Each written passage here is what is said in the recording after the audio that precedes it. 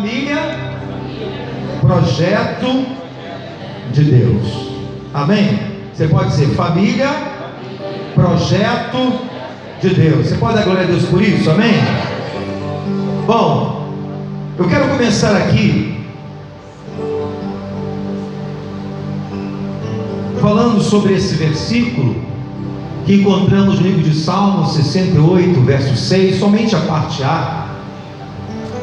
A palavra de Deus fala o seguinte: Deus faz que o solitário viva em família. Amém, queridos? Quantos estão solteiros aí buscando uma família? Diga glória a Deus. Meu irmão, está animado não? Não, você que está solteirão, solteirona, meu irmão, você não quer viver em família não? Meu irmão, será que a família para você não é uma boa visão? Não é algo bom? Talvez porque você tem um entendimento errado, mas que Deus possa transformar esse teu entendimento. Família é projeto de Deus. Amém? Eu convido você a orar nesse momento. Feche seus olhos. Pai, em nome de Jesus, nós oramos a Ti, nós te louvamos por essa noite, por esse encontro maravilhoso, onde a Tua presença se faz presente. Pai, nesse momento estamos aqui atentos. Eu repreendo, Pai, toda dispersão, toda conversa. Nesse momento estamos aqui para ouvir Deus falar conosco.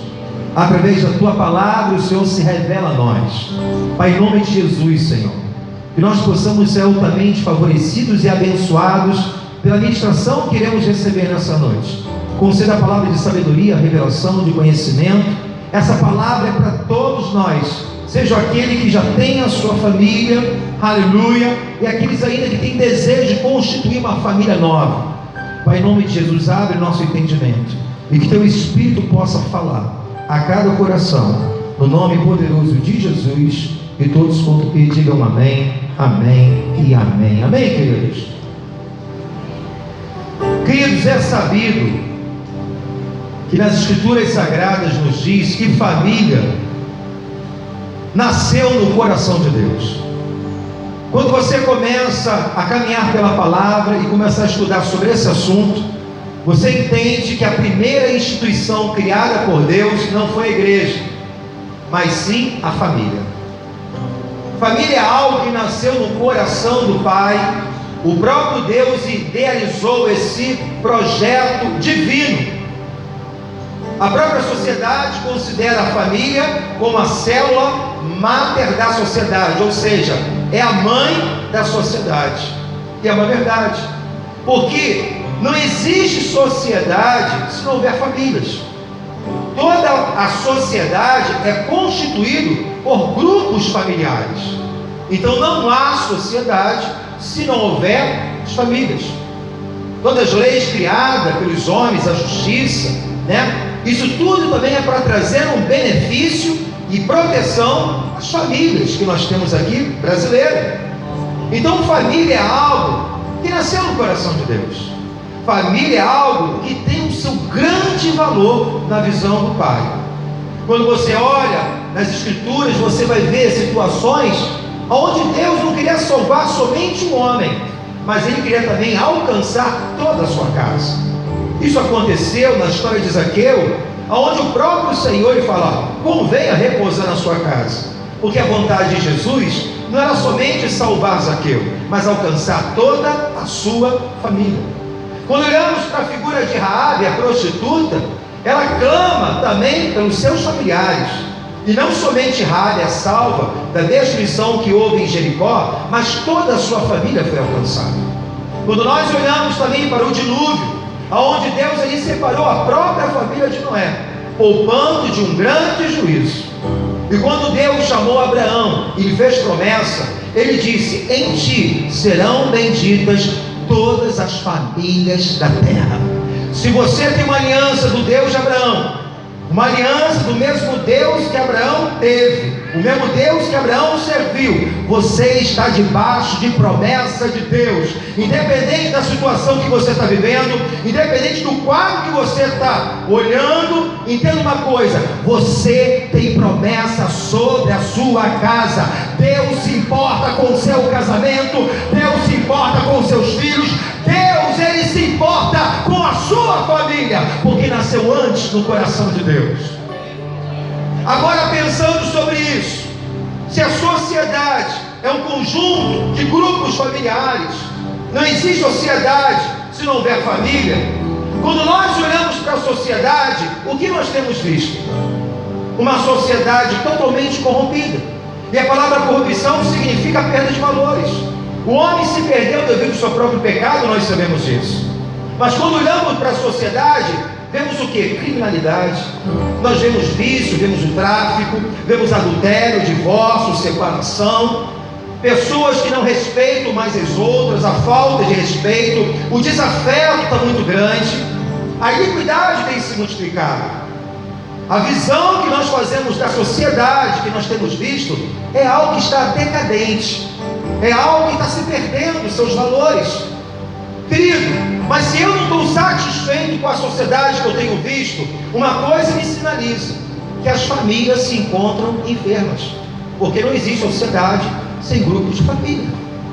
Então nós temos que trabalhar e cuidar da causa. Eu tenho que cuidar da minha família. Fala para o seu irmão, e eu tenho que cuidar da minha. Você pode fazer algo pela sua família. Eu posso fazer, porque Deus, quando Ele criou a família, Ele deixou um manual de instrução para que a sua família vá bem. Deus, Ele tem princípios estabelecidos por Ele mesmo, por aquele que criou e idealizou a família. Ele não somente criou e deseja uma família abençoada, mas Ele dá ferramenta para mim e para você, para que a sua família seja uma bênção. Aleluia!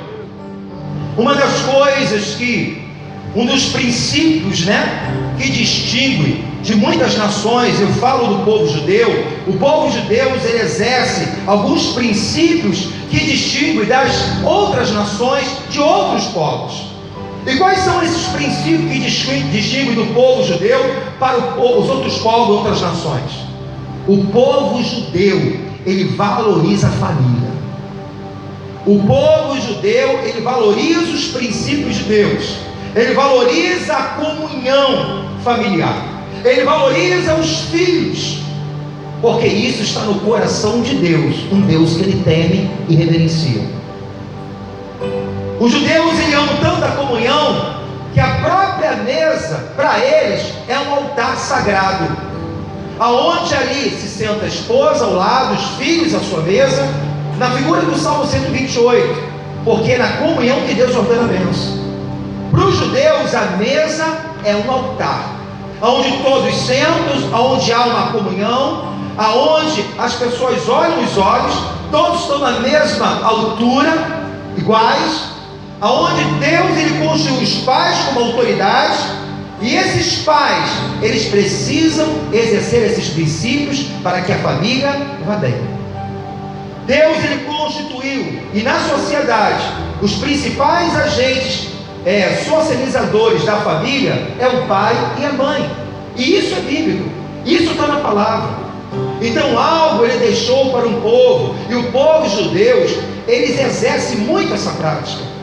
E quando você olha para o povo judeu, é difícil você ser um povo destruído, um povo perdido, um povo altamente abençoado por Deus. Sabe por quê? Porque reverenciam, crê e praticam os princípios de Deus na sua vida. Quando você olha para Israel, uma nação tão pequena, que é do tamanho do nosso Sergipe, do nosso estado, pequenininha, mas uma nação tão poderosa. Eu estava pesquisando e comecei a pesquisar quantos prêmios nobres o povo judeu ganhou. Não é muitos. Existem páginas de pessoas que ganharam, judeus, pessoas que exercem princípios de Deus na sua vida, seja na área da paz, seja na área da ciência, seja na área da química, seja na área da física, seja na área da literatura. Um povo altamente próspero, altamente abençoado. Mas por quê? Eles realizam algo que muitas nações e povos não fazem: exercem princípios de Deus. Sabe o segredo de uma família de sucesso? É você exercer os princípios de Jesus, a palavra de Deus. Deus, ele deixou na sua lei, quando você olha para o livro da Leis das Repetições, que é Deuteronômio, Você vai ver capítulo 6, do 2 ao 11. Você vai ver aí o seguinte: Deus dando uma direção ao povo. Ao tirar o povo do Egito, estava rumo à promessa de Deus. Deus deixou princípios para que toda a família viesse a ser abençoada por Ele. Ele diz o seguinte: para que temas ao Senhor teu Deus e guarde todos os seus estatutos e mandamentos, que eu te ordeno, tu e teu filho, e o filho do teu filho, meu Deus, teu filho e os netos, todos os dias da tua vida, e que teus dias sejam prolongados. Ouve, pois, ó Israel, atenta em guardares, para que bem te suceda e muito te multipliques, como te disse o Senhor Deus de teus pais, na terra que mana leite e mel. Ouve, Israel, o Senhor nosso Deus, e o único Senhor. Amarás, pois, o Senhor teu Deus de todo o teu coração, de toda a tua alma, de todas as tuas forças, e estas palavras que hoje te ordeno estarão no teu coração. E as ensinarás a teus filhos, e delas falarás, assentado em tua casa, andando pelo caminho, deitando-te e levantando-te, também as atarás, por sinal na tua mão, e te serão por frontais entre os teus olhos, e escreverás nos umbrais da tua casa, as tuas portas, quando, pois, o Senhor teu Deus te introduzir na terra que jurou teus pais, Abraão, Isaque e Jacó, que te daria com grandes e boas cidades, que tu não edificaste, casa cheia de todo bem, e tu não encheste, poços cavados que tu não cavaste, vinhas e olivais que tu não plantaste, comereis e te fartareis. Guarda-te para que não te esqueça do Senhor que te tirou da terra do Egito, da casa da servidão. Deus, ele fala de bênçãos. Deus, ele fala de encher, de bem, de vinhas, olivais, águas nos poços, de comer, se fartar, e fala para não se esquecer do Senhor, teu Deus que tirou da terra da servidão. Mas Deus aqui dá um princípio aos pais, dizendo: olha, alguma coisa vocês precisam fazer nessa aliança, em relação à sua casa, à sua família e seus filhos. Ensina ele desde pequeno a guardar os meus mandamentos. Ensina ele desde pequeno a guardar os meus princípios. Guarda no teu coração, instrui ele. Bota na tua casa, nos umbrais, nas paredes, bota a minha palavra visivelmente. Ou seja, se esforce para fazer alguma coisa. Quantos estão pegando? Diga glória a Deus. Querido, isso é tão real na cultura judaica, que a criança, quando ela começa a falar, o pai, como autoridade constituída por Deus, ele começa a ensinar a Torá, o Pentateuco, os 5 livros da lei: Gênesis, Êxodo, Levítico, Números, Deuteronômio. Isso é um costume, uma tradição. Quando a criança começa a falar, seja menino ou seja menina, ele começa a contar as histórias dos antepassados. Ele começa a inserir valores e princípios dos mandamentos do Senhor. E a criança começa a receber. Quando ela chega na idade de 13 anos, é feita a cerimônia judaica chamada Bar Mitzvah. O que é isso? É uma cerimônia judaica, há um folclore, uma grande festa, aonde a criança com 13 anos, ela já assume a sua responsabilidade diante de Deus.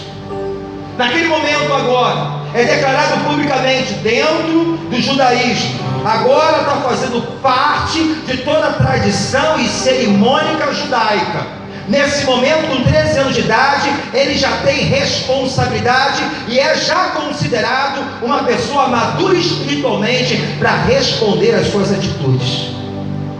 Com 13 anos de idade, ele já assume essa aliança, esse compromisso com Deus, de ler, praticar e viver os mandamentos de Deus. As meninas, chamado Bat Mitzvah, significa filhas do mandamento, aonde Bar Mitzvah significa filhos do mandamento. A menina começa com 12 anos e todos começam a ser instruídos nos princípios e nos mandamentos de Deus. Não tem como dar errado. Quantos estão entendendo? Diga glória a Deus. Querido, eu tenho que entender, na nossa geração, você não é judeu, nós somos gentios. alcançados pelo Senhor. Mas nós temos que entender que, da mesma forma como os pais cristãos, nós temos também responsabilidade. Deus não vai fazer aquilo que cabe a mim, que cabe a você na qualidade de pai. Deus, Ele deixou essa autoridade que foi estabelecida por Ele, para que nós venhamos a exercer esses princípios dentro da nossa casa. Não adianta orar, não adianta adorar a Deus, não adianta subir monte, não adianta ir para as vigílias, se nós não inserirmos esses valores no meio da nossa família. Nós temos que entender que todos os valores, princípios que recebemos na igreja, a minha casa tem que ser a extensão da igreja, e a minha casa tem que ser a extensão da igreja. Pastor, uma coisa ou é outra? Não, os dois funcionam. Se eu viver a mesma coisa aqui, aquilo que eu vivo na minha casa, eu estou debaixo da bênção. E da mesma forma, se eu viver os princípios de Deus e viver aqui na igreja, é a mesma coisa.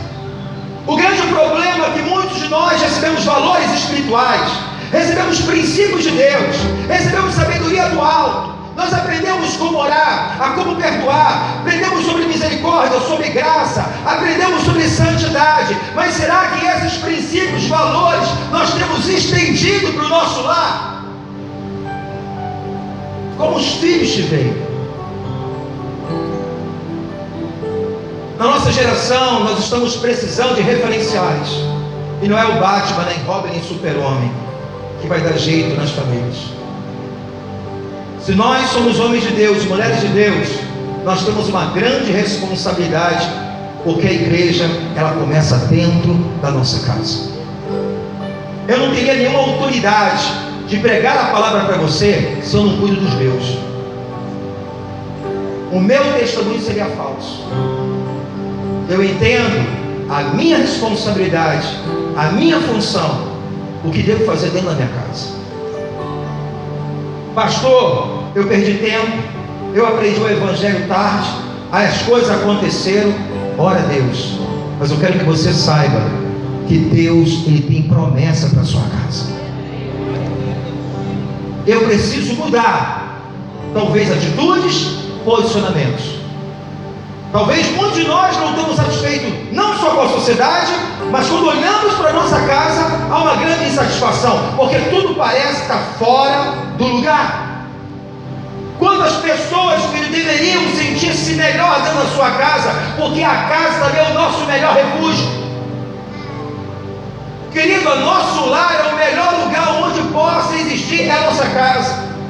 Eu já tive a oportunidade de viajar de outro estado, passear, de ir para lugares, né, de montanhas, né, lugares praianos, muito bom, muito bom. Mas não existe melhor lugar do que a sua cama. Não existe melhor lugar do que a nossa casa. Você sai, passeia e começa aquela saudade, que a tua cama já tem teu formato. Nossa casa, a palavra lar vem de lareira. Lareira nos remete lugar de aconchego. A nossa casa tem que ser um ambiente onde Jesus está, um ambiente de paz, um ambiente de comunhão. Pastor, o senhor não tem problema? Tem, como você, mas eu tenho uma solução que se chama Jesus Cristo. Eu não posso fazer de minha casa um inferno. A minha casa tem que ser o céu. Quando a gente fala de culto, a palavra culto vem de cultura. Da mesma forma que temos a cultura do reino na igreja, nós temos que levar a cultura do reino para a nossa casa. Aleluia! Quantos estão entendendo? Diga glória a Deus. Vamos nessa, gente. Eu quero dizer aqui para os irmãos, e aqui dá um passo, eu quero ler o texto.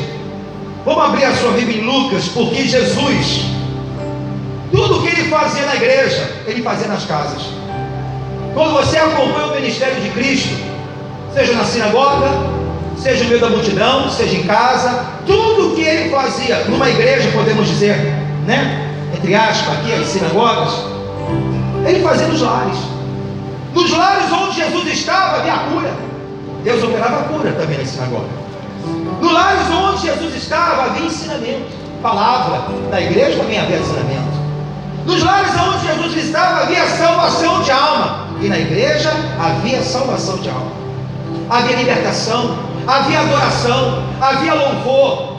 Tudo que acontecia na igreja também acontecia na casa onde Jesus habita. O que tem acontecido na sua casa? Como é que está o celular? Pastor, eu chego no trabalho cansado, mas quando eu penso em ir para cá, não vai de voltar de novo.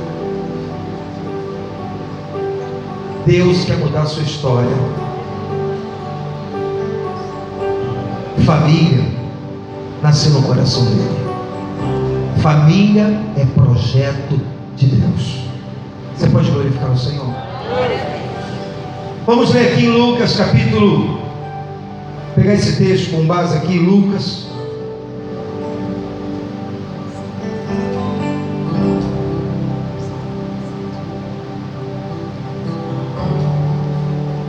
Espero o pastor abrir. Lucas 5, é o 5 isso. Quero ler esse texto. Aqui eu botei só os pontos, mas eu quero ler com você em nome de Jesus, para a gente ter um entendimento melhor. Lucas 5,17. Todos acharam? Diga glória a Deus. Pega a sua Bíblia, amém? Abra a sua Bíblia, então liga a sua Bíblia aí, irmão. E aconteceu que um daqueles dias estava ensinando, estava ali assentados os fariseus e doutores da lei que tinha vindo de todas as aldeias da Galileia, da Judéia e de Jerusalém, e a virtude do Senhor estava com ele para curar. Eis que os homens transportaram numa cama um homem que estava paralítico e procuravam fazê-lo entrar e pô-lo diante dele, e não achando por onde o pudesse levar, por causa da multidão, subiram ao telhado e por entre as telhas baixaram com a cama até o meio diante de Jesus. E vendo-lhes a fé, Jesus disse ao paralítico: homem, os teus pecados te são perdoados. Os escribas fariseus começaram a razoar, dizendo: quem é este que diz blasfêmias? Quem pode perdoar pecados senão Deus? Jesus, porém, conhecendo os seus pensamentos, respondeu e disse-lhe: que arrazoais em vosso coração? Qual é mais fácil? Dizer: teus pecados estão perdoados, ou dizer: levanta-te e anda? Ora, para que sabais que o Filho do Homem tem sobre a terra o poder de perdoar pecados, disse ao paralítico: eu te digo, levanta-te, toma a tua cama e vai para a tua casa. Levantando-se logo diante deles e tomando a cama que estava deitado, foi para a sua casa, glorificando a Deus. E todos ficaram maravilhados e glorificaram a Deus e ficaram cheios de temor, dizendo: hoje vimos prodígios, maravilhas. Você pode dar glória a Deus por isso? Aleluia, queridos. A casa aonde Jesus está, eu quero trazer algumas características sobre isso. Escute, querido. Eu falei aqui pela manhã, na casa de paz, Jesus é um visitante na sua casa, ou ele é um morador ativo que faz parte da sua família? Pensa comigo. Como você tem tratado ele nesses últimos dias? Porque na verdade, querido, a visita, você se preocupa só quando você vai recebê-la. Quando fala: a visita está chegando, meu irmão, é um terror. Mãe corre para um lado para o outro, o brinquedo vai dar um chute no bico, pá, aí a sujeira aqui, pega a vassoura, bate aqui, bota aqui, meu irmão, comidinha, vou fazer a melhor comida. Aí prepara aquela comida, meu irmão, pega aquele congelado, já bota, meu irmão, aí bota na mesa assim. Foi a senhora que fez? Eu mesmo, é lasanha. Come à vontade, se quiser tem mais. Aí, meu irmão, os filhos tudo bonitinho. Se a gente sabe a visita na hora que vai chegar, os filhos não rebelento, cabelo tudo por alto, né, tudo sujo. Meu irmão, mas quando vem uma visita especial, lava, menino, vai tomar banho. Meu irmão, fala uma vez, quando tu me escuta, fala assim, quando tu escuta, eu pega o chinelo, já joga na cabeça. Corre o banheiro, garoto. Aí tu pega a garota, daqui a pouco passa um bumex no cabelo, tá em pé o cabelo agora, eu tá bonitinho. Aí bota aquela roupa social, o garoto nenhum tá um boneco. É um bonequinho. Senta aí porque a visita vai chegar. Aí a comida, meu irmão, aquela louça que ganhou lá no casamento, que não é usado, já traz ela.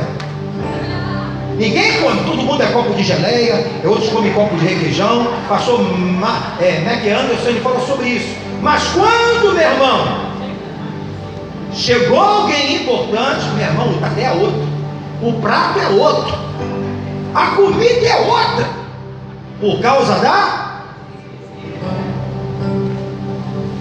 Como a gente tem tratado Jesus?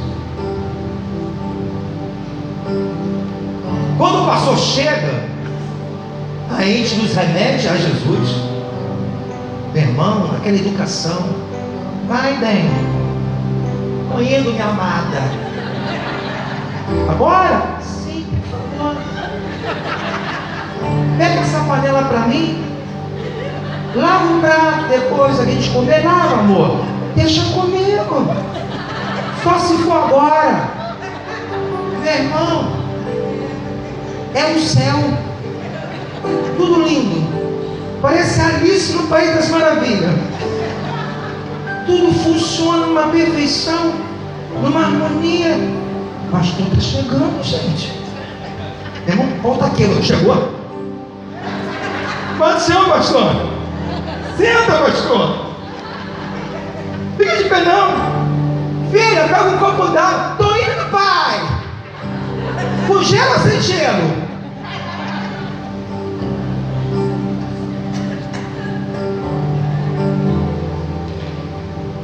Coisa para a gente pensar. Não é verdade? Querido, eu tenho que entender que o nosso Deus, Ele é Espírito. Você não vê Jesus, você não vê Deus, mas isso não significa que não exista. A maneira que nós vemos Deus é a maneira que você vai viver. Se você vê Deus somente com uma visita, você vai tratar Ele somente com a visita, porque você sai da igreja e deixa Ele lá. Mas se você vê Ele como uma pessoa que está ali todo o tempo, 24 horas, Ele faz parte da sua família, é membro, seu amigo, ativo, presente, você vai saber que independente de quem esteja ali, Ele está lá. Então a maneira que eu vejo Deus, como nós temos visto Deus, um Jesus que somente no dia do culto vai lá, eu recebo e a vida continua a mesma. Os princípios que eu recebo, Deus Ele fala no meu coração, Ele me dá sabedoria, mas quando chega em casa, não, Jesus ficou lá. Agora aqui as coisas continuam do mesmo jeito. Meu irmão, como você pode viver o melhor de Deus dessa forma? Quantos estão entendendo? Diga glória a Deus. Fala para o teu irmão, reputação é bom, mas caráter é melhor. Certa vez eu preguei sobre isso aqui na igreja. Reputação é aquilo que as pessoas falam de você, pensam de você. Caráter é aquilo que você é mesmo sozinho. Não existe nada errado com a reputação, se ela for extensão do seu caráter. O problema é quando eu me preocupo somente com a reputação e deixo de lado o meu caráter cristão. Existe um grande espaço, querido, entre conhecer a palavra e vivê-la na prática. E num desse espaço se chama caráter cristão. E se você não tiver ele, você não pratica. Mas se você tem, e você leva Deus a sério, você sabe para onde está indo, aquilo que Deus fala pesa sobre a tua vida, porque tem um peso eterno. Quantos estão entendendo? Diga glória a Deus. Então aqui em Lucas, nós lemos um texto aonde Jesus estava em casa e há uma discussão tremenda. Porque Jesus não tinha casa. Eu não sei porque a pessoa perde tempo com isso. Não, essa casa de Cafarnaum não era de Jesus, era de Pedro. Porque Jesus, a Bíblia fala que não tinha nem onde inclinar a cabeça. Meu irmão, isso pode ser no sentido figurado. Tipo assim, o cara trabalha tanto, está ali para outra cidade, ao ponto de não parar. Mas isso não significa que ele não tinha casa. Então, nos últimos 3 anos de vida, Jesus ele estava numa casa de Cafarnaum, uma casa de praia, um ponto estratégico para cumprir a sua missão. E alguns falam de Pedro, uma discussão, eu quero saber, e também se Jesus tem casa ou não, de praia, glória a Deus por isso, porque não pode ter? Se Pedro morreu, Maria morreu, quem deixou a herança? Trabalhou a vida inteira como marceneiro. Qual o problema de ele ter uma casa? Não, é santo, Deus é santo, não pode ter casa. Você é bobo, irmão? Não importa. Jesus estava em casa e havia uma multidão, ele estava ensinando. O que fazer na sinagoga, na igreja, aonde Jesus habita, na casa onde Jesus está, há ensinamento. Escute, querido. Os agentes responsáveis de uma família construída por Deus é o pai e a mãe. Os ensinamentos, os valores que Deus espera nessa família, aonde nós recebemos valores morais, valores culturais, aonde aprendemos valores sociais, de que maneira eu devo conviver com o outro, me relacionar, tratar as pessoas, os valores espirituais, isso tudo Deus constituiu para ser exercido e aprendido e ensinado dentro de casa. Não é o colégio, não é a igreja, mas é dentro de casa. Colégio e igreja só pode dar um auxílio, mas esses valores, a responsabilidade é do pai e da mãe. Como eu posso esperar, se nada semeei, se uns valores desses implantei na vida dos meus filhos, como é que eu quero ver a mudança? Querido, se nós como autoridade, constituída por Deus da nossa casa, como pai e mãe, não ocupar essa autoridade, o diabo vai ocupar esse lugar desocupado. Essa família, ela sofre um grande risco de sofrer uma destruição na sua próxima geração. Eu preciso entender que essa responsabilidade eu tenho que puxar para mim. Quando as pessoas estão trocando valores morais, sociais, espirituais em troca de presente, porque acredito que somente dar presente, já estou dando presente, logo eu posso ficar ausente dessa responsabilidade. Onde o quintal do mundo é a rua. A rua é o quintal dele, o mundo é o quintal dessa criança. O que você pode esperar dessa criança daqui a 10, 15, 20 anos? Pastor, mas eu estou na igreja e Jesus está na sua casa. Quais são os valores que você tem ministrado? Agora, uma coisa que eu olho para Jesus, Jesus ele não somente ensinava, mas ele fazia. Existe muito pai que quer ensinar, faça isso, eu estou mandando, mas não faz o que eu faço. Como é que você quer ver a sua família, o seu neto, o seu filho, se uma mulher de Deus, uma mulher de oração, uma mulher que lê palavra, uma mulher que serve, ama a Deus, se o pai não demonstra isso? Às vezes tem pais ou pessoas que falam assim: olha, eu não vou na igreja, por quê, pastor? Porque minha filha não quer ir, porque fulano quer ir. Meu irmão, começa por você. Se você olhar a história de Jesus, falamos aqui na casa de paz, a Bíblia fala que alguns parentes não criam nele. Certa vez Jesus, quando ministrou com os discípulos, a multidão era tão grande, a demanda, a assistência, que a Bíblia me diz que ele não teve tempo nem de comer. E por conta disso, os seus parentes tentaram prendê-lo, dizendo: ele está ficando maluco, está ficando fanático. Ou seja, Jesus fazendo a obra, a vontade do Pai, cumprindo seu ministério, a demanda, a assistência, a cura, a libertação, a palavra. Os próprios parentes, o texto não me lembro, nós falamos aqui no Filho de Paz, eles tentaram prender porque ele está ficando maluco. Jesus não parou. Jesus não abriu mão da sua aliança. Jesus não abriu mão do seu relacionamento espiritual com os santos, com os irmãos, que ele dizia: o meu pai, a minha mãe, meus irmãos, minhas irmãs, são esses aqui que ouvem a minha palavra.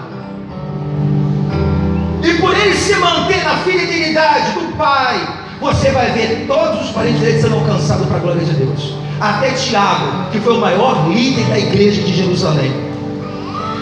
Porque o líder da igreja não foi Pedro, se você não sabe, mas foi Tiago, onde o próprio Paulo estava contra a Tiago. Era irmão de Jesus, irmão do Senhor Jesus. Quais são os valores que eu tenho dado liberdade na minha casa? Seus filhos, em comunhão. Existe o culto doméstico, mas aqui vamos ler a palavra junto, vamos sentar à mesa. Como é que foi teu dia? Quem era contigo?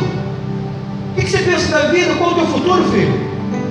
Existe diálogo, existe comunicação nesse lar. Muitos pais querem ver as coisas acontecer, mas ele mesmo não tem nem firmeza com Deus. Eu quero que o meu filho músico. Aí liga um, você vai orar, eu vou orar, meu irmão. Não adianta orar se essa casa não tem princípios, se não há limites.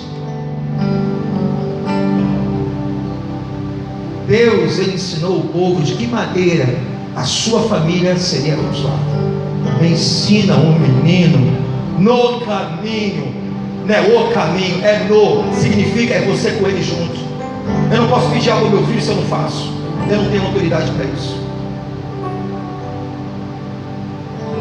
O meu filho precisa ver eu lendo Bíblia, ele precisa ver orando, ele precisa ver minhas experiências que eu tenho com Deus, eu compartilho com ele. E fala uma coisa, não é por imposição, porque conhecimento é bom, mas testemunho arrasta. Quantos estão entendendo? Não adianta só falar, eu tenho que viver. Agora chega nessa casa, quais são os valores que estão sendo ministrados? Na igreja a adoração é louvor, é palavra, meu irmão, é comunhão. E na casa, o que teus filhos têm visto? O que os teus filhos têm ouvido na sua casa? O que os seus filhos têm gastado mais tempo? Rede social, internet? Ele vê louvor na sua casa, adoração? Ele vê um pai que é apaixonado por Deus, uma mãe que é apaixonada por Jesus? Ele vê um pai que realmente prioriza Deus?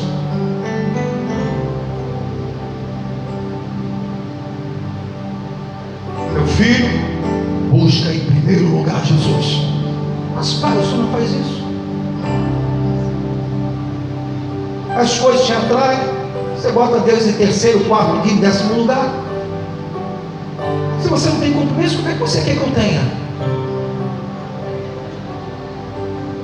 Eu conheço situações de pessoas, querido, que tentaram se afastar de Deus. Tentaram não, estou dando legalidade. Afastou de Deus. Foi o tempo suficiente para acabar com toda a família. Mesmo quando volta, para trazer de novo para a presença, porque o pai deixou um mau exemplo. Aos filhos do Senhor, aonde você estava quando aconteceu isso? Você pode dar glória a Deus, irmão? Deus está falando aqui com a gente, amém? Então, onde Jesus está, há ensinamento. Não é só na casa de Cafarnaum, seja dele ou de Pedro, mas quando você olha na casa de Lázaro, Jesus, quando chega, Marta abre a porta, mas Maria senta aos pés do Senhor para receber instrução e ensinamento. E Jesus fala assim: olha, tudo que você recebeu, Maria, olha, a parte que tu recebeu, ninguém pode tirar. Aí o cara quer viver de um culto, quando vem, um dia ou outro, numa casa, quarto domingo, e acha que Deus tem que fazer tudo e ficar assim, ó. Deus, por que não acontece isso? Sou crente, tenho a carteirinha da Igreja Batista Nova Jerusalém de Olaria. Uau! Diabo não respeita a tua carteira, diabo não respeita nada disso, querido. O diabo só respeita aquele que anda sobre a palavra de Deus. O ser espiritual não é o falar em línguas. O ser espiritual não é pregar legal. O ser espiritual, meu irmão, não é entregar revelação e profecia. O ser espiritual é andar sobre a palavra de Deus. Isso tudo é bom, mas se não andar na palavra, para Deus não interessa. Quando estou entendendo, diga glória a Jesus. Aleluia. Será que a gente pode louvar aquele louvor do nosso irmão Regis Danese? Entra na minha casa, entra na minha vida. Falei aqui pela manhã, o pastor estava dizendo o seguinte, eu vi isso, na casa de uma irmãzinha, irmã toda aparentemente crente. Já viu aquela pessoa que olha assim, minha irmã é crente? A aparência engana, né? Meu irmão, aquela aparência de crente. Aí na casa dela botou no muro: essa casa pertence ao Senhor. Meu irmão, o vizinho, quando a mulher chegava do culto, ele já sabia quando ela chegava. Era o inferno. Gritaria, pau comia. Saía ali da casa, meu irmão, fofoqueira, maledicente, fazia intriga, 7-1, picareta. Tá lá, essa casa pertence ao Senhor.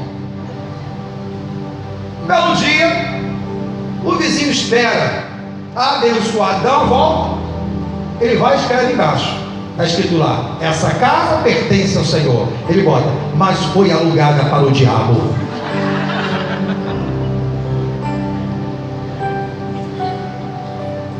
Meu irmão, Provérbios 22:6 diz aí, ó, educa a criança, diga para o teu irmão, catuca o teu irmão aí e fala assim, no caminho, meu irmão. Ele está no caminho, vai lá, pai sabe das coisas, recebi na escola bíblica dominical esse conhecimento, vai sair. E você, pai? Não, esquece o pai.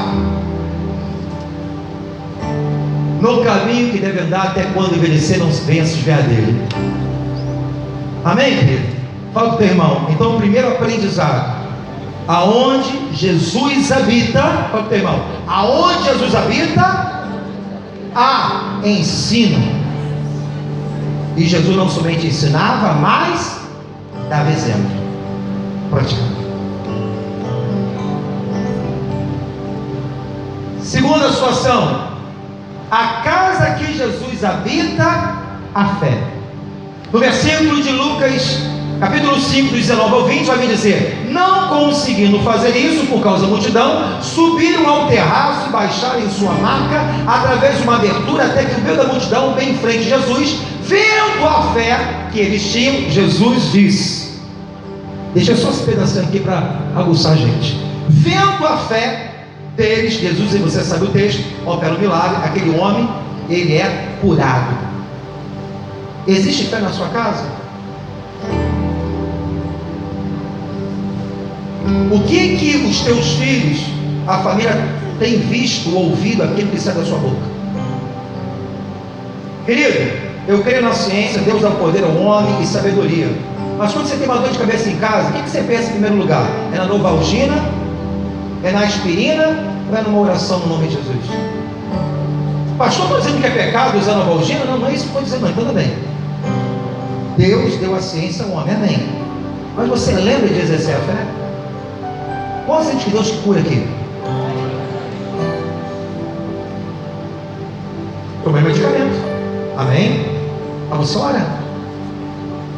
Quais são as experiências de fé que você pode compartilhar com os teus? Meu irmão, a gente sempre compartilha uma coisa ou outra. Experiência com Deus. A pastora falou uma coisa, o filho falou outra, pô, tive essa experiência, pai, pô, legal, cara. Eu tive uma parecida com a tua. Meu irmão, a gente está se construindo, estamos edificando. Aonde que os filhos têm visto a nossa fé? É nas coisas, no mundo, nos bens? É no teu braço de carne? É na sua ansiedade? É nas suas precipitações? Ou é no Deus que tudo pode? Quantos estão pegando? Diga glória a Deus, meu irmão. Você quer mudança? Não está satisfeito com o que está vendo? Tem que mudar a semeadura. Essa semana, mais uma experiência. A Amanda está com uma forte dor de cabeça, com tontura, não sai da cama. Estava reclamando de dor, a mãe logo preocupada, vamos lá, vamos comprar um remédio? Nem, normal. Vou comprar um remédio. Tomou. Não estava parando a dor de cabeça. Ela estava chorando de dor de cabeça. Estava tonta. Ela tinha que participar aqui da sexta-feira e já era tarde. Você está do meu lado, você dor de cabeça, eu tenho que ir para lá. Vamos orar. Ó, nesse momento aconteceu, tem hora que Deus é muito rápido. Botei a mão, Senhor, em nome de Jesus, repreende essa cultura, essa dor de cabeça, repreendemos e livramos um santo de cura sobre a vida dela. Ela falou que quando eu estava orando, a dor continuou, mas quando eu tirei a mão, ela saiu instantaneamente para a glória de Deus. E sabe o que acontece? Começou a chorar. Como é que pode? Tudo isso, como é que pode? Essa dor estava aqui. Só tirou a mão, ela saiu junto. Isso é para a glória de Deus, filha. Creia no Senhor, que Deus será seguro. profetas e prosperareis. Ele é o teu socorro, Ele é refúgio, Ele é o Deus que sabe, Ele continua o mesmo ontem, hoje, eternamente será. O que sai da tua boca em casa, irmão? Filho, assim mesmo, vai morrer todo mundo. Vai se fazer o quê? Doença não dá em pote. Um dia todos nós temos que morrer. Que Deus é esse? Como temos representado esse Deus? Não somente dentro da igreja, mas dentro da nossa casa. O que adianta ter um Deus de cura, um Deus de provisão, um Deus de milagre, se no tempo que eu preciso da sua ajuda, eu não recorro a Ele? Você recorre aonde? Aonde está a sua fé? Você acha que essas pessoas não tinham fé? Meu irmão, imagine Jesus sentado numa casa, uma multidão, os amigos dos caras falam assim: cara, vamos arrumar a cura para tu hoje. Meteu um cara ali na maca, lá, né, naquela cama. Antigamente era comparado, os historiadores falam que é tipo uma esteira, era uma esteirinha. Vamos levar, pega uma ponta aí, vamos levar. Meu irmão, chegou na casa cheia de gente. Se é outro incrédulo, ou aquela pessoa que não tem, né, não tem fé, meu irmão, tu perdeu hoje, meu irmão. Tem muita gente aí, meu irmão. Culto na casa de Jesus é isso aí. Eu falei, eu vou tentar, mas aí a multidão, eu quero te ajudar, mas como é que eu vou te ajudar? A multidão aí, ó, vamos deixar para outro dia. Mas não, sabe o que eles fizeram? Subiram. O telhado era feito com aquelas palhas antigamente. Eles fazem um buraco, meu irmão, abusado. Tirou ali o telhado de Jesus da casa que dava. Imagina aquela multidão, meu irmão, aquela poeira de centésimo. Jesus pregando, aquela poeira caindo no nariz. Daqui a pouco Jesus olha para cima, meu irmão, até o cara descendo assim: ai!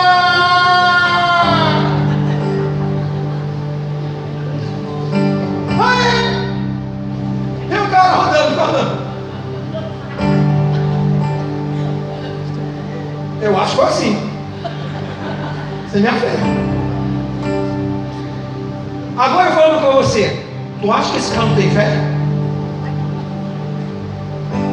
Atitude. Você tem atitude na sua casa de fé como homem, irmão? Atitude. Nós vamos reclamar. Aí chama mais um para contar miséria. Meu irmão, se tem um cara que é murmurador, quando encontra homem de fé, meu irmão, a comunhão da luz não tem pastor, não. Não é bem assim, não. Aí quer encontrar um murmurador que seja solidário que nem ele. Conta aí que eu vou contar meu problema para você, e tu conta os problemas e eu conto o meu problema. Aí fica naquela luta, meu. Quem é o pior? Tá mal? Tô. Enfermidade, pastor, tô com enfermidade. Né? Aí fala, eu tô enfermidade, meu irmão. Olha, eu tô com esporão, eu tô com mais cravado. Meu, meu é maior do que o teu, meu irmão. Tem um 3 esporão, eu tô que nem um galo, corta pra fora. Isso não é nada, diabetes é quanto? A minha tá. Ih, a minha tá 3 vezes mais que a sua. Mas tem um troféu. Parece uma ostentação de enfermidade. Aonde está a sua fé? Quais são os valores que eu tenho ministrado como homem, como mulher de Deus, que hoje você tem sabedoria? Quando estou entendendo, diga glória a Deus, amém? A casa que Jesus habita, a fé. Guarda isso, meu irmão. A fé. A fé. Aleluia. Fala, meu irmão, declare a sua fé na sua casa. Declare a sua fé, não declare incredulidade, não declare derrota, mas declare a palavra de Deus. Aleluia. Porque em Hebreus 11:6 vai me dizer que sem fé é impossível agradar ao Senhor. Quantos entendem que é bom? É importante. Quantos entendem que Jesus é uma arma espiritual? Quantos entendem que a adoração é importante e o louvor também? Mas tudo isso, se você não estiver misturado com a fé, de nada serve. Porque o que agrada a Deus não é a oração, não é o jejum, não é o louvor, é a adoração. O que agrada é a fé em tudo isso. Aí você tem experiência e vai vivendo. Quantas experiências de exercer fé? Milagres, cura. Milagres, curas. Porque creio. Se tu creres, verás a glória de Deus. Aleluia, queridos. Vamos aqui para outra situação. Terceiro, a casa que Jesus habita, há perdão. Ao descer aquele homem, a primeira coisa que Jesus fala assim: perdoados são os teus? A gente crê que às vezes as pessoas, né, poderiam ficar desanimadas. Poxa, descer aqui, o cara quer cura, Jesus está falando de perdão. Perdoados são os seus pecados. Aí os religiosos que perseguiram Jesus: quem é esse que fala que perdoa pecado? Que blasfêmia! Aí Jesus, vendo o comentário, arrazoava entre si, questionava, murmurava, ele fala assim: o que é mais difícil aí para você? O que é mais fácil, né? O que é mais fácil? O que é mais difícil no texto? Diga uma aqui, verdade, me confunde agora. Lucas 5, aqui no versículo 20: vendo-lhes pés, Jesus disse ao paralítico: homem, os teus pecados estão perdoados. Os escribas fariseus começaram a razoar, dizendo: quem é este que diz blasfêmia? Quem pode perdoar pecados senão Deus? Versículo 22: Jesus, porém, conhecendo seus pensamentos, respondeu e disse: que arrazoais entre o vosso coração? Qual é mais fácil aí? Mais fácil dizer: os teus pecados estão perdoados, ou dizer: levanta-te e anda? Aí pegou os caras. É mais fácil você dizer, mais fácil já que está perdoando os pecados, agora levanta e anda, vai ser mais difícil, né? O cara paralítico tem um pão. Aí só por causa disso, só por raiva, Jesus: levanta-te e anda. Escute, tem lares que precisam de cura, tem áreas que estão paralisadas em nossa vida, e você só vai ver um milagre porque antes de você perdoar, antes do paralítico andar, situações paralisadas em nossa vida, que Deus está falando: olha, essa área eu vou trabalhar, mas antes, quando liberar o perdão, enquanto não liberamos o perdão, fica retido, fica paralisado, as coisas não vão para frente. A Bíblia me diz lá em Hebreus capítulo 12, fala sobre a raiz de amargura, que nós não devemos deixar essa raiz de amargura brotar dentro de nós, porque senão seremos privados da graça. Graça é favor imerecido, mas algo que me impede dessa graça, o favor de Deus na minha vida, é a falta de perdão. É a falta de perdão. A casa onde Jesus habita tem que ter um perdão. Não existe relacionamentos em parte nenhuma do mundo saudáveis sem o exercício do perdão. Eu quero me relacionar com alguém, eu tenho um filho, tenho esposa, em algum momento eu vou precisar exercer o perdão para ele, e em algum momento ele vai exercer o perdão para a minha vida. Isso faz parte de um relacionamento saudável. Ou então você nunca vai ter filho, ou então você nunca vai casar, ou então você vai sempre andar sozinho.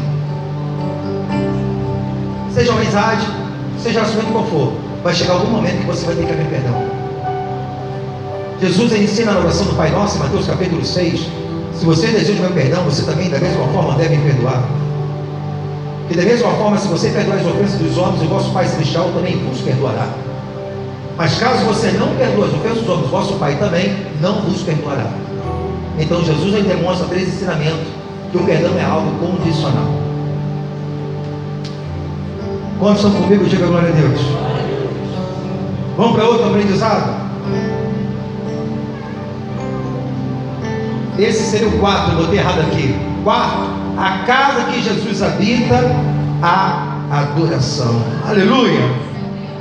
A casa que Jesus habita, a adoração. Não é somente nessa casa onde Jesus operou um grande milagre. O morto ali foi, o paralítico foi alcançado, foi abençoado. Mas quando você vai para outras passagens bíblicas, aonde Jesus também era adorado, como também na casa de Maria em Betânia, que derramou ali um nardo sobre os seus pés, um óleo tão caro, que está avaliado, a quantia que essa mulher derramou de perfume nos pés do Senhor, era o valor de um ano de trabalho. Esse material era tirado das montanhas da Índia, e por isso tinha o seu valor caríssimo. Jesus, quando entra na casa de Maria, Betânia e de Lázaro, após ali já Lázaro ressuscitado, 6 dias antes da Páscoa, ele passa por Betânia novamente. Lázaro prepara uma ceia para receber a Jesus na sua casa, e Maria, sua irmã, se prostra nos pés do Senhor e derrama aquele perfume. Um detalhe: Jesus não pediu nada, mas o adorador sempre tem o desejo de entregar o seu melhor. E alguns teólogos falam que isso é chamado de uma adoração extravagante. Seja extravagante por Ele, meu irmão. O que você tem adorado na sua casa? É a Deus. Amar a Deus sobre todas as coisas, com toda a minha força, com todo o meu entendimento, com toda a minha alma, com toda a minha mente. Adorar o Senhor, é o teu Deus. O que nós temos adorado? Adoração é tudo aquilo que tem a sua total atenção. A Bíblia me diz no Salmo 115 que nós nos tornamos semelhantes àquilo que nós adoramos. Se você adora o dinheiro, querido, você se tornará parecido com ele. Uma pessoa avarenta, uma pessoa que só pensa em dinheiro. O que você tem adorado? São os bens dessa terra? Você acha que os sonhos de Deus são essas coisas materiais que estão aqui? O nosso sonho, querido, não pode ser um carro. O nosso sonho não pode ser uma casa, porque um dia a casa ela pode quebrar, pode ser furtada, roubada, o carro da mesma forma pode acontecer. O nosso sonho tem que ser sonhos eternos, onde deve ter peso de eternidade. Deus pode abençoar, glória a Deus por isso, mas o teu coração não pode se corromper, meu irmão, porque onde está teu coração, ali estará o seu tesouro. Aonde está teu coração? É nele. Como é que os meus filhos vão adorar a Deus? Como é que eles vão ser apaixonados por Jesus, se eu como pai, minha esposa como mãe, não é apaixonada? E isso é algo tão sério, que o problema não somente está em nós, no pai e na mãe, mas numa geração. Se você estudar a história, João Eduardo, um grande avivalista, ele sempre estabeleceu os princípios desses na sua família. A sua geração passou um para o outro. Só teve pessoas abençoadas na sua geração, homens e mulheres de Deus, juízes, profissionais, bem-sucedidos, mas todos tementes a Deus, pastores, por geração em geração, meu irmão.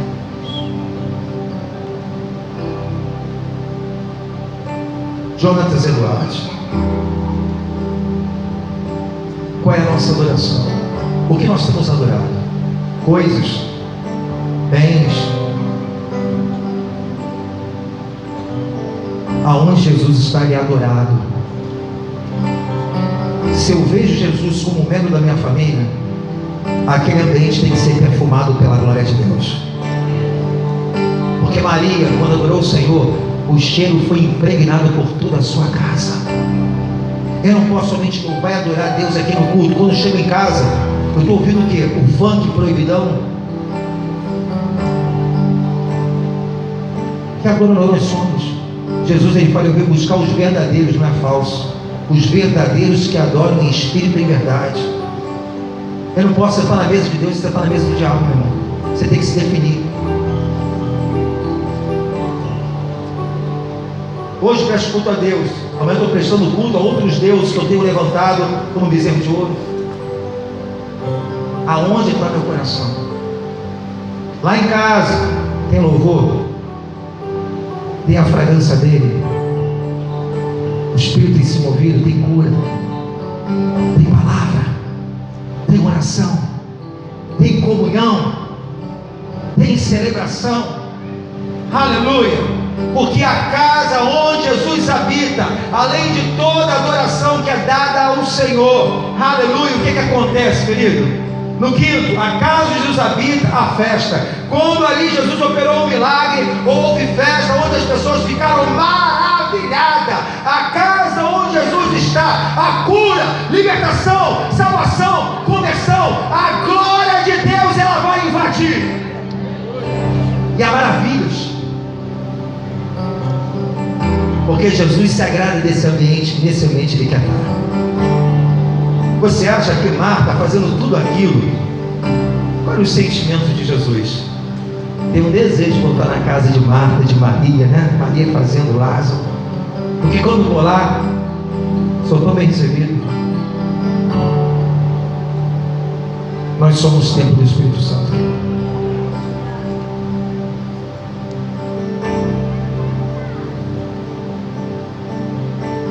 Adoramos Jesus aqui e adoramos Jesus em casa. Celebramos ao Senhor aqui e celebramos ao Rei dos Reis na nossa casa. Oramos por aqui, oramos por em casa. A salvação aqui, e para todos que precisam em casa, também pregamos salvação. Jesus tem que estar em todos os lugares, na sua casa, no seu trabalho, ou você deixou ele oculto?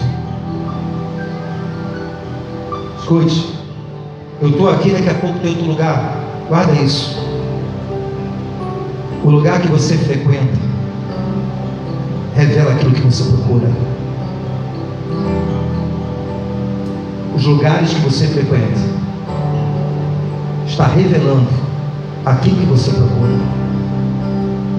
Quantas pessoas dizem que estão que a gente não entende? Está aqui, daqui a pouco está num baile onde tem prostituição, tem tudo. Deus se importa com aquilo que passa na sua televisão. Deus se importa com aquilo que você vê. É só você sentar no sofá, ligar a sua casa, olhar para os teus filhos e perguntar: Espírito Santo, você está se agradando desse ambiente que eu estou aqui promovido? Seja sincero com você mesmo. A intenção aqui não é condenar, mas de levar você a fazer da sua casa um céu, um jardim do Éden. Porque Deus tem isso para nós. Pastor, não estou vendo isso. Jesus está falando com você nessa noite. Eis que estou à porta e bato. Se alguém ouvir minha voz, abrir a porta, eu serei contigo e ele comigo. Detalhe, Jesus fala isso para uma igreja que um dia abriu a porta para ele, mas chegou um momento que Jesus estava do lado de fora. Mas ele não desistiu de você, nem da sua família. Os planos do Senhor e os sonhos de Deus continuam de pé na nossa vida. Ele se importa com a sua família. Ele valoriza o seu casamento.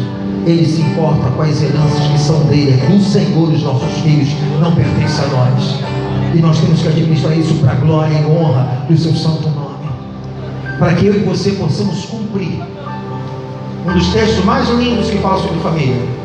Eu quero convidar você a se colocar de pé, pegar a sua Bíblia, e nós vamos ler junto para a glória de Deus.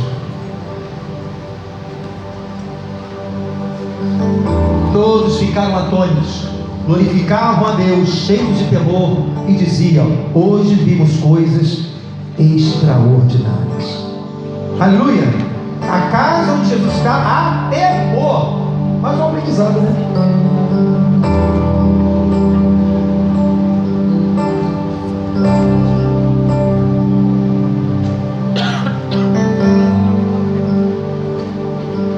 Eu quero que você pegue a sua Bíblia para a gente encerrar a mensagem nessa noite, e que o Espírito Santo ele possa continuar, e que essa palavra venha a ser uma palavra que venha gerar vida em nós.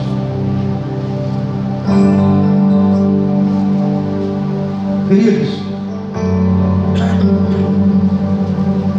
semana agora os jovens fizeram um encontro, foi maravilhoso. Eu não estava aqui presente, mas o que eu ouvi falar, Ellen, aquela postagem que a Ellen fez, a Ellen estava, cadê a Ellenzinha? Postagem linda, linda. A glória desceu, tivemos pessoas de outras. Pedro, do filho do pastor Sérgio Paulo, estava com a esposa. Grupo de amigos, houve um quebrantamento, né, Marquinhos? A presença da glória foi tomada, né? Irmão, tem coisa melhor? Querido, como é que eu posso exigir, meu querido, amanhã dos meus filhos coisas que eu não fui para eles? Pastor, eu, através dessa palavra, eu fui confrontado. Eu não quero te condenar, mas a palavra nos confronta porque é verdade, irmão. Mas a verdade nos cura. Agora pensa você, Deus quer curar a sua família. Deus quer sarar feridos. Pastor, eu fiz tudo errado, está no tempo da ignorância. Querido, eu também, sim, Jesus faz muita besteira. Mas Ele me dá uma oportunidade de restaurar a minha casa, restituir o projeto de Deus. Pastor, eu rei, eu falei. Sabe o que você vai fazer? A casa onde Jesus está, há perdão. Filho, minha filha, talvez eu não fui o melhor exemplo para vocês. Fiz coisa errada. Eu te peço perdão. Mas além do perdão, eu serei um novo homem na minha casa. Eu serei um novo pai, uma nova mãe. Porque eu e minha casa serviremos ao Senhor. Eu e minha casa serviremos ao Senhor. Quantos podem declarar? Eu e minha casa serviremos ao Senhor. Eu e minha casa serviremos ao Senhor.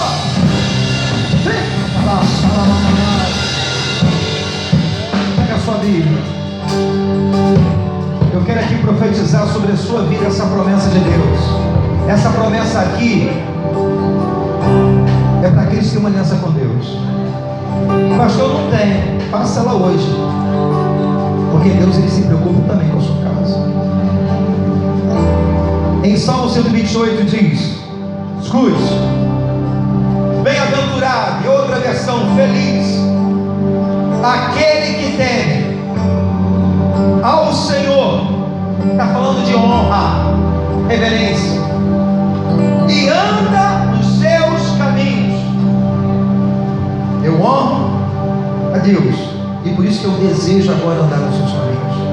Escute: pois comerás do trabalho das tuas mãos, feliz serás e te irá bem. A tua mulher será como a videira frutífera ao lado da sua casa, os teus filhos como plantas de oliveira sentado à tua mesa. Aleluia! Eis que assim será abençoado o homem que honra ao Senhor. O Senhor te abençoará de Sião, e tu verás o bem de Jerusalém em todos os dias da tua vida, e verás o filhos dos teus filhos, e a paz sobre Israel. Aleluia! Ele fala que não é só um filho somente, o seu neto, a sua geração, para a glória e honra do nome de Deus.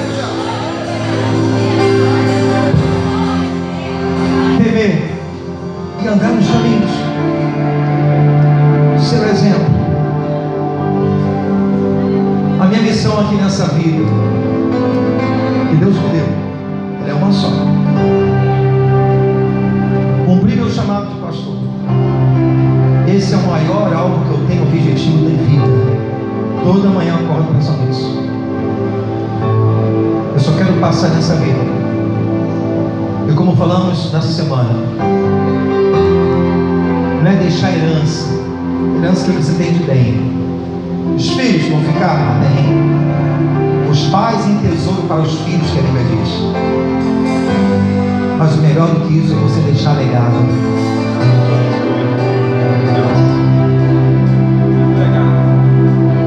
Legado. A minha missão na minha casa é fazer da minha geração os próximos discípulos. Eu passar o bastão para um dia para eles encontrar com Jesus e dizer: valeu a pena. A sua família de Deus, não abra mão dos sonhos de Deus. Ocupe o seu lugar que você tem que ocupar, para que Satanás não venha prover destruição, mas talvez que já promoveu. Deus quer te dar novos dias, novos tempos. Ele muda nossas estações e as nossas horas. Do nada Ele faz o tudo. Deus, Ele quer escrever uma nova história na sua casa. Feche teus olhos, querido. Se você ouviu essa palavra que manda no teu coração,